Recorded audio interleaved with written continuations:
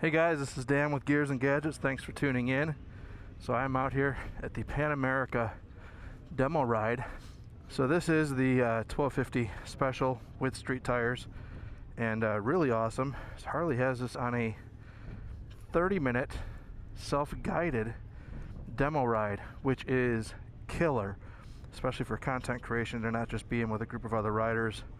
To be able to just kind of get out on these things and cruise is pretty wild. So let's go ahead, throw a leg over this bad boy. I have never ridden an ADV bike, so this will be new for sure. Definitely a different sound than what you're used to out of a Harley. Let's go give it a ride.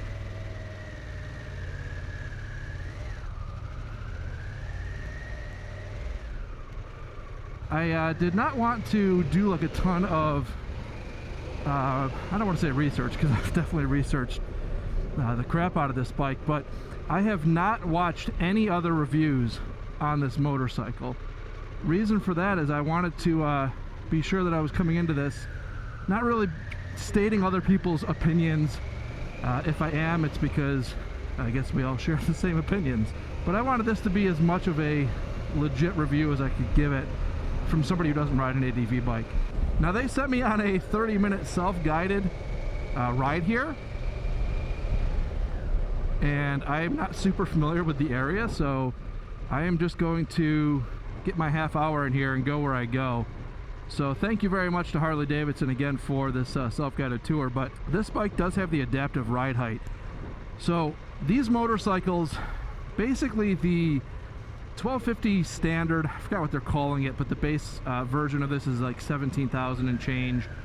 You can get on a special for about 20,000, but by the time you're done adding the adaptive ride height, and I forgot what the other option is for like another 500 bucks, you're really looking about 22.5 to get out the door with this bike, from what I understand.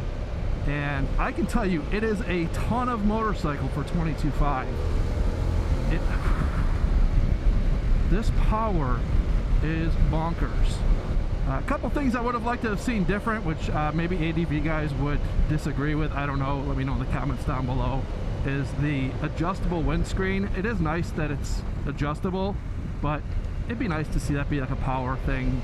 But again, if it's going to add money to the bike, maybe it's not something you want to be doing. All in, I can say that I don't have a lot of critiques, mainly because I'm not an ADV rider. I wanted to get on this bike and ride it as a just general, you know, what is Harley capable of putting out? And my God, this thing is awesome. One thing I've heard ADV riders or people that are in that world or have even considered ADV bikes complain about is ride height. Some people are really uncomfortable not being able to flat foot a motorcycle.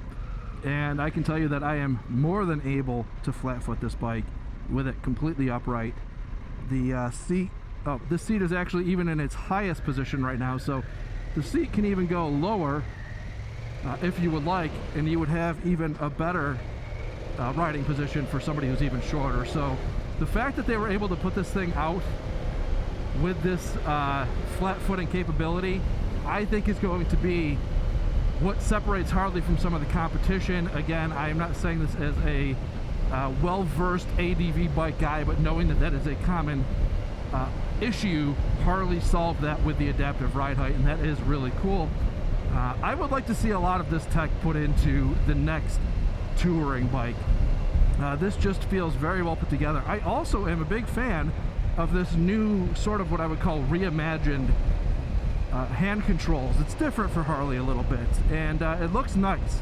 Everything on here buttons wise is new and just has a really nice look to it. So I would love to see the aluminum frame, the liquid cooled Revolution Max, the 1250 thrown onto a performance bagger, and I am looking forward to, and probably will be buying, I'm gonna go out and say I will be buying whatever the Harley-Davidson Road Glide Special, I don't know what they're gonna call it, but their performance version with all of this technology built into it, that is what I will be looking for. And if they don't do it,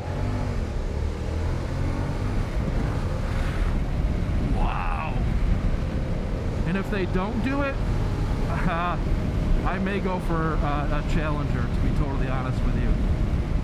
Man, oh man. This thing leans over just so comfortably. You know, I'm not gonna lie, guys. I came into this, even in the beginning of this video, saying that I would not buy one of these, just because I'm not really an ADV rider. But it is so nice. My God, this thing is just so compliant.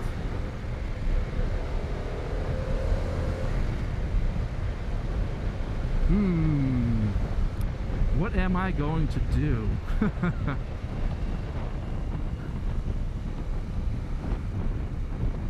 This is an interesting situation because, man, this thing is really, really comfortable. I am really just completely lost. I don't know where I am right now. We are in sport mode. I can go into rain mode, which he said cuts it from 150 down to something around the maybe 100, I think 100 horsepower he said. Holy cow. Holy cow.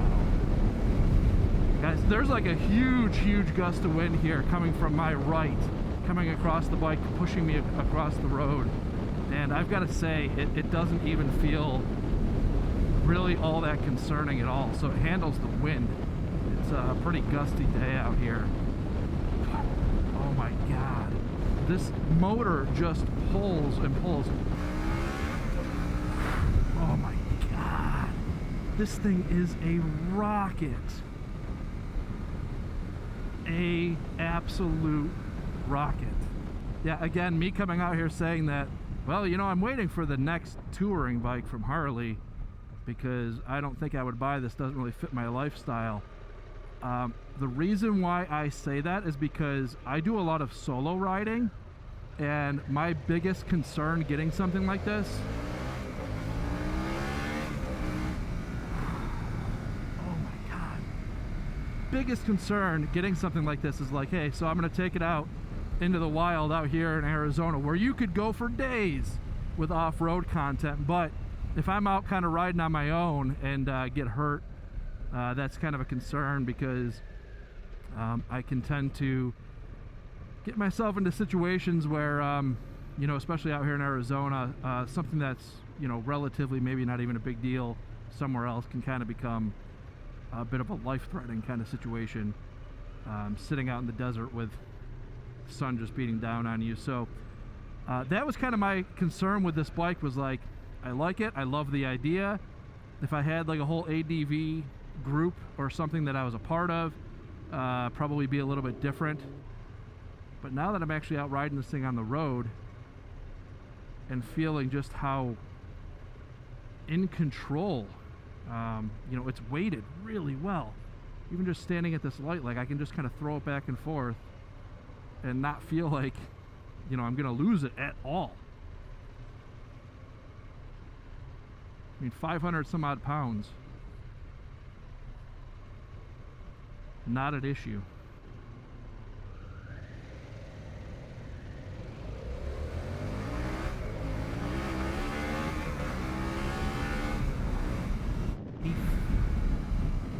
Yeah, thank you, Harley, for having this demo ride out in Mexico. I really appreciate it. It's a long trip for me, but my God. But on the way out here, I was kind of thinking, I'm like, you know, this is kind of an interesting package. I would almost be surprised if you don't start to see these as a bit of a motorcycle fleet for police departments. It's a really good package. It's off-road capability, but then it's also, oh, Jesus Christ, dude scared the shit out of me. It's off-road capability combined with its on-road. I don't know, it just seems to me like this would be a real no-brainer for a police bike. You know, does it sound like a traditional Harley-Davidson? Of course not. Does it sound respectable? Absolutely.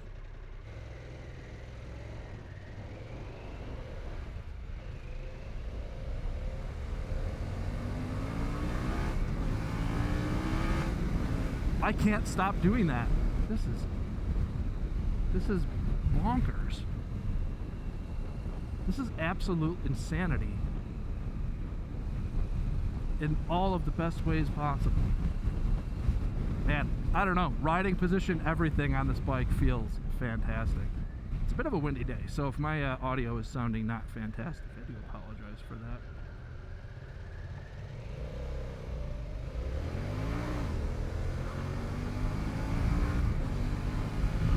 I could see banging out some serious highway miles on this thing.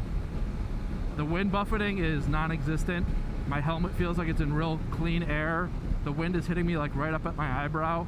So super clean up here, and then right here, all protected completely. The windscreen is in its highest position. If I drop it down, the wind basically hits me directly at my neck level. But all in, this thing is a beautiful bike. So I am totally thrown for a loop because I thought I was waiting for a touring bike. I feel like you could really do some damage with one of these things. Content would be really, really cool with something like this. So again, this was not meant to be a spec sheet reading kind of video. This is meant to be me just giving my honest opinion of what I think of this as a non-ADV rider. Let's go back over this way. So slow speed maneuvers and everything on this are just... This is such an easy bike to ride. Yeah, slow speeds, I'm coming to like a total stop. Never once put my feet down. Basically at a complete standstill. This bike is so easy. So easy. Well done, Harley. This bike is going to do well. Hopefully that comment ages well on YouTube. If not, anybody several years from now is more than welcome to grab that soundbite and laugh at me for it. But today, as I sit riding this motorcycle, this is going to be a success. And to all those Livewire haters out there, if you look at the Livewire and the Pan America, there is nobody who should be saying that Harley-Davidson is unable to innovate, because these are motorcycles that are both, in my opinion, top of the pack in areas that they previously really even had no business being in. This is awesome. I have to go home and talk to my wife.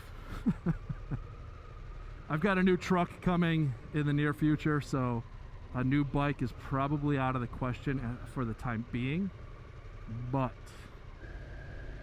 I want it. Harley, if you have one of these things in your press fleet that you can shake loose for a few weeks, I'll sign whatever waivers it takes to really stretch the legs of one of these things out here in Arizona, because I came into this thinking like, yeah, I knew it was going to be a cool bike. I didn't think that I was going to be disappointed by no means, but I was not expecting to be this enamored with this motorcycle. This thing is a monster. So guys, thank you very much for tuning in. If this is your first time tuning in, please hit that subscribe button down below. Remember, likes go a long way to help support the channel. See you guys next time.